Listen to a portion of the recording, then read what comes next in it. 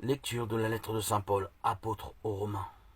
16, 3, 9, 16, 22, 27. Saluez-vous les uns les autres par un baiser de paix.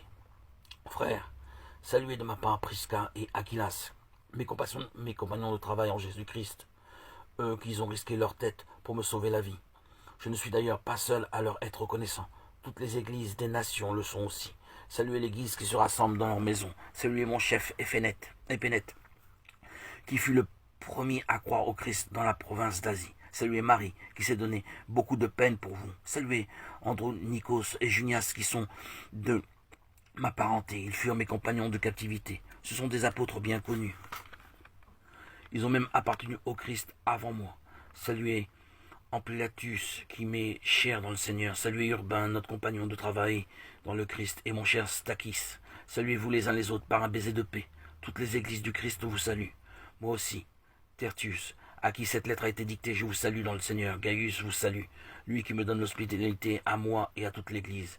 Eraste, le trésorier de la ville, et notre frère Quartus vous salue.